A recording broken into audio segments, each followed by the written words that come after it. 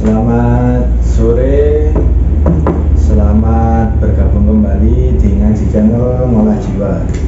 Pada sore hari ini kita akan melanjutkan potongan dari diskusi kemarin, yaitu Prabu Wongsodewo, dan sekarang kami akan melanjutkan diskusi tentang ketiga Atmaja Prabu Basudewa yang akan kami diskusikan bersama seorang analis Jungian, yaitu Pak Dimyo. Selamat sore Pak Dimyo. Kami akan berdiskusi setelah pariwara berikut ini.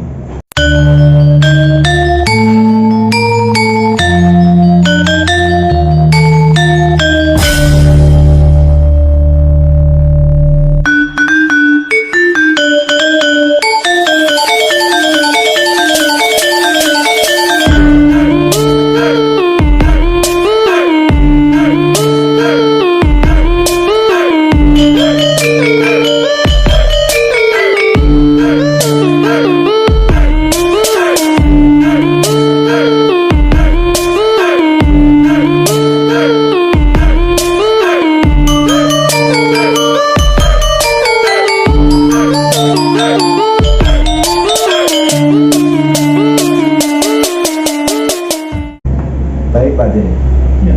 Kemarin ketika membahas Prabu Wongsodewo ini sempat dikemanakan ketiga putra Prabu Basudewa ini Pak Din? Ya,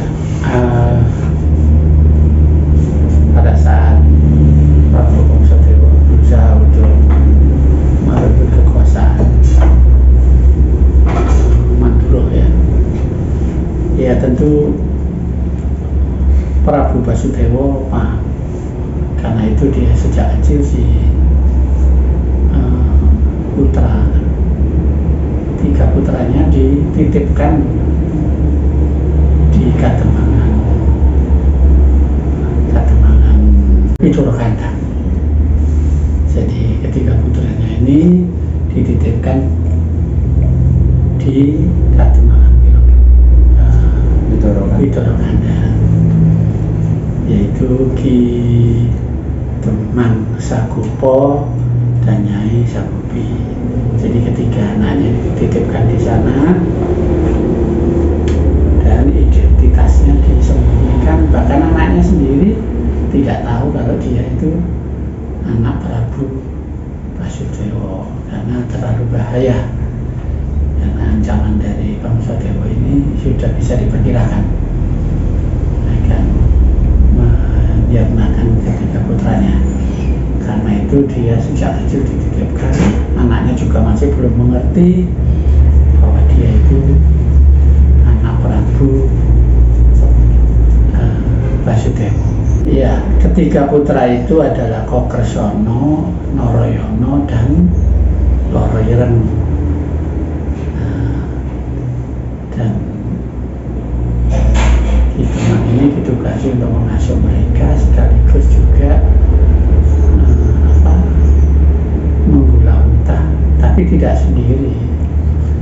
Jadi Kokrosono juga akhirnya bertapa di Argosonyo, ini hutan, dan pada akhirnya dia saat tapanya selesai dia mendapatkan pusaka Nanggolo dan Alugoro dari Bathara Brahma. Sementara Noroyono itu dibimbing oleh Gawan Padmanaba. Nah, begitu dianggap menguasai ilmu-ilmu yang diberikan oleh Begawan Padmanaba, dia diberi pusaka Cakra dan Sekar Wijaya Kusumo. Jadi kemudian si Padmanaba juga mancing ke tubuh Noroyono dan sekaligus memberitahukan tugas mereka bahwa mereka harus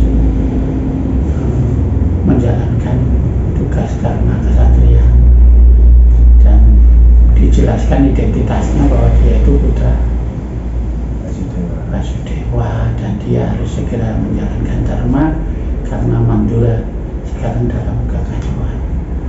Maka setelah itu tadi Manjika, tubuh Noroyono, dan kemudian si Noroyono segera menemui hikmah untuk menyampaikan terima kasih dan segera pamit untuk pergi ke Mandura. Sementara Loro Ireng berada di Kalimantan yang juga dikejar-kejar oleh pasukan Suratimontro, yaitu paman Basudewa. Tetapi akhirnya buto-buto itu kebetulan Arjuna juga ditugaskan ke sana untuk melindungi mereka. Jadi para buto juga akhirnya bisa dilumpuhkan. Dan ketiga putra itu akhirnya aman dan bersama-sama kembali ke Manduro. Itu ceritanya. Nah, saat dia di Manduro, ternyata Bima sudah berada di arena. Jadi arena itu jago ya. Dia adalah jago Manduro, sementara dari jago Sengkopuro itu adalah Suratimontro, dan seperti yang dijelaskan kemarin bahwa Suratimontro bisa dikalahkan oleh Brotoseno atau Jagalaniowo. Pada saat mereka tiba di arena itu, pasukan Wongsodewa berusaha menangkap mereka, dan Wongsodewa lari ke arena dan akhirnya dia harus bertarung dengan Wongsodewa. Dan karena Wongsodewa ini sudah sepi mundur gunung, maka Baladewa pun teringkus, terkunci, akan diinjak, dan Noroyono akhirnya mau membantu menyerang, tapi juga tertangkap dan terkunci dengan tangannya, sehingga keduanya tidak berkutik. Tapi begitu Loro Ireng mendekati dan minta tolong untuk itu supaya dilepaskan, jadi Loro Ireng datang karena ternyuh melihat kedua saudara laki-lakinya telah diringkus dan dikunci oleh Wongsodewa. Melihat Loro Ireng, si Wongsodewa kesengsem tanpa sadar, kan Loro Widingan begitu berusaha bicara dengan Loro Ireng, si Kokresono lepas dan langsung dihujam dengan Nanggolo. Pada saat dia terhuyung, Noroyono langsung menghantam kepalanya dengan senjata cokro, dan robohlah sang Wongsodewa dan meninggallah dia. Itu ceritanya. Jadi ketiga putra ini yang akhirnya bisa menyelesaikan masalah gangguan Wongsodewa. Baik, lalu menurut perspektif Yung ini Pak Dini, ketiga sifat putra Prabu Basudewa ini apakah mempunyai simbol-simbol? Iya. Jadi memang ini cerita ini, wayang ini adalah bisa dilihat simbol-simbolnya. Jadi ketiga putra Basudewa ini adalah sebetulnya kejayaan Mandura ini, karena Mandura ini bisa aman karena ada tiga orang ini kan. Ya, jadi simbolnya kalau di dalam wayang ini seperti bagian dari jiwa manusia. Jadi jiwa manusia itu punya sisi gelap, ya produknya ya Wongsodewa ini. Sisi gelap itu bayangan bahwa manusia itu ada sisi-sisi gelap, atau disebut sisi-sisi jahat ya. Produknya ya Kongso Dewa ini. Jadi kalau tidak tertangani dengan baik ya bisa berdiri sih gitu. Sedangkan Noroyono itu adalah bagian kesadaran manusia. Karena itu senjatanya Cokro. Cokro itu pikiran, logika, kesadaran. Tapi karena Noryo ini titisan Wisnu, maka bukan sekedar kesadaran, tetapi menjadi kesadaran murni yang nantinya bisa mengendalikan jiwa tidak sadarnya. Lah, jiwa tidak sadar ini adalah aku universal ini, seperti Kokrasoma ini.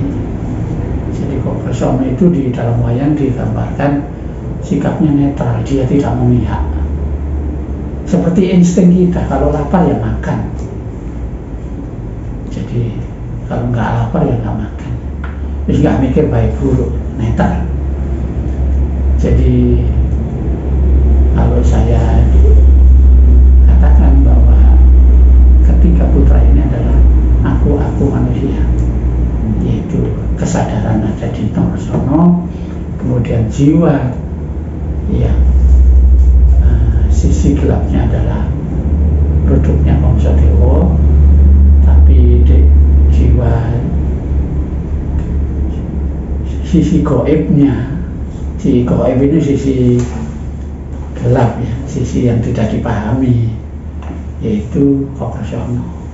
Karena itu senjatanya adalah Nanggolo dan Alugoro. Nanggolo itu ya takdir. Jadi berdasarkan ketetapan ilahi ya, seperti insting kita itu ya sudah menjadi ketetapan. Dan Alugoro itu ya pilotan. Nah, tapi si Kokrasana itu walaupun nantinya jadi Baladewa, dia juga bukan tunduk ya, bisa dikendalikan oleh Noroyono ya, Krishna nantinya.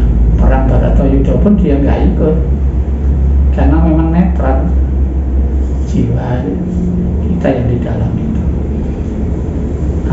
Sedangkan Noroyono ini jiwa kesadarannya itu levelnya tinggi, sehingga dia bisa tidak saudaranya yang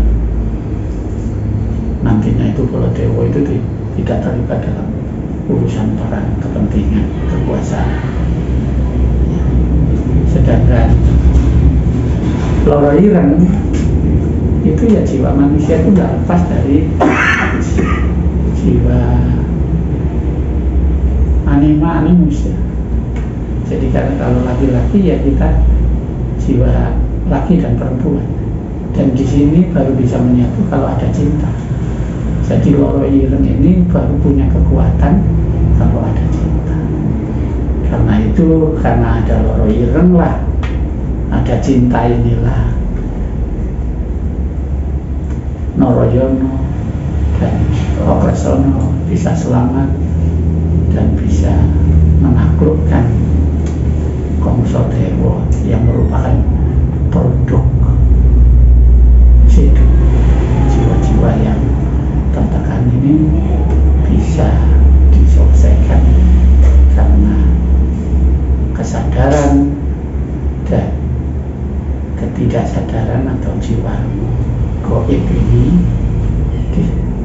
juga disatukan oleh cinta, yaitu jadi manusia menurut Jung itu terbelah menjadi dua, yaitu kesadarannya dan jiwa tidak sadarnya. Jiwa tidak sadarnya ini punya sifat universal yang permanen seperti insting, dan juga di dalam jiwa tidak sadar itu ada Zedo. Zedo itu adalah jiwa gelap, produk tekanan-tekanan dari manusia saat hidup, atau ini juga titipan warisan. Ya produknya kalau tidak terkendali ya jadi Kongso Dewa yang memiliki. Nah begitu. Ya baik. Terima kasih Pak Teh ya, untuk penjelasannya pada sore hari ini. Ya. Ya terima kasih untuk para penonton di rumah yang telah menonton video kami sampai akhir. Kurang lebihnya mohon maaf. Selamat sore, selamat beraktivitas kembali.